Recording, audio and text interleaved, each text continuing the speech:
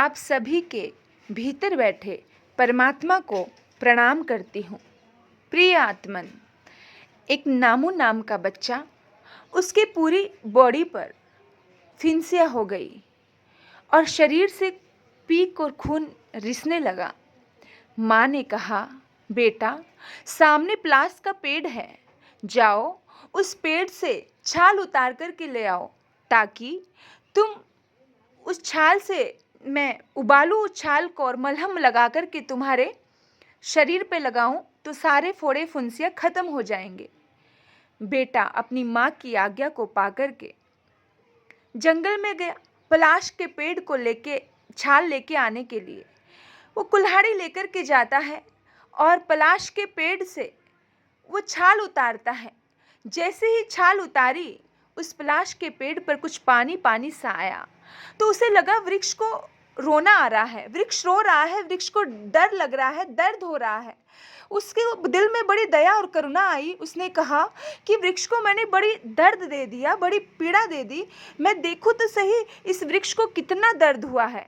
और उसने वो कुल्हाड़ी जिस तरह से उस पेड़ पर मारी थी, उसी तरह से अपने पैर पर भी मारी और अपनी खाल निकाली। और जैसे ही खाल निकाली तो उसे बड़ी पीड़ा हुई। उसकी आंखों में आंसू आने लगे, वो दर्द से बेचैन हो गया। उसने कहा, ओहो, मैंने इतनी पीड़ा दे दी अपने इस वृक्ष को, हे प्रभु मुझे माफ करना। और ऐसा कह करके वो अपने घर लौट गया। जैसे ही घर लौटा तो उसी वक्त उसने माँ ने देखा, माँ ने कहा, बेटा ले आए तुम पलाश की छाल। जैसे ही उसने देखा कि ओहो, जैसे ही आंखें उछाली उसने कहा कि माँ माँ क्या हो गया, तू ऐसे एकदम से आंखें कैसे कर रही है, क्या हो गया? बोला, बेटा तेरी पूरी की पूरी धोती खून से लथपथ है, कहाँ गिर गया था, किसने मार दिया तुझे, क्या हुआ? उसने कहा, माँ किसी ने नहीं मारा, मैं कहीं नहीं गिरा, फिर इतना खून कहाँ से आया मेरे लाल, मेरे बेटे क्या हो गया? बोला, चिंता मत करो माँ, ऐसा कुछ भी नहीं हुआ। बात ये थी कि जब मैं प्लास के पेड़ से छाल उतार रहा था तो मैंने देखा कि वहाँ कुछ पानी पानी सा रिसने लगा उस छाल उतारने के बाद। तो मेरे मन में आया कि ये रो रहा है वृक्ष, इसको दर्द हो रहा है, तो मैं देखूं तो सही इस वृक्ष को कितनी पीड़ा हुई। तो मैंने ये सोच करके अपने आप को देखना चाहा और अपने आप को छीला।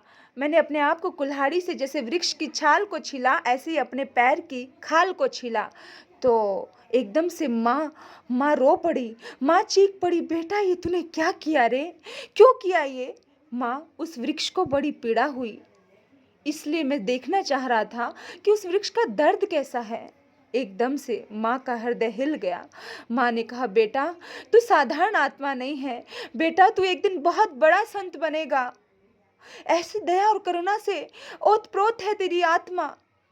और कहते हैं मेरे बंधुओं, वो महाराष्ट्र में नामदेव नाम के नाम से प्रख्यात हुए। एक बीज, कहते हैं ना, उस बीज से ही पता चल जाता है कि ये बीज क्या फल देगा। आम का बीज आम का फल देता है, बबूल का बीज बबूल देता है। कांटे बोएंगे तो कांटे ही मिलते हैं, आम बोएंगे तो आम ही मिलता है।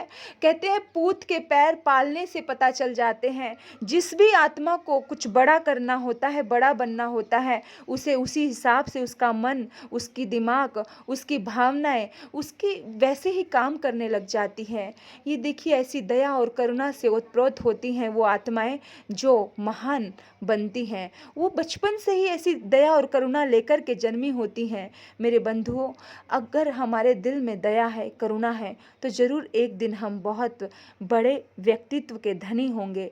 तो बस यही चाहत है कि हमारे भीतर में भी ऐसी ही दया जागे, ऐसी ही करुणा जागे और हमारा जीवन, हमारा मनुष्य जन्म सार्थक हो पाए।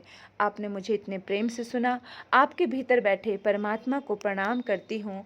ओम शांति, ओम शांति, ओम शांति, ओम शांति।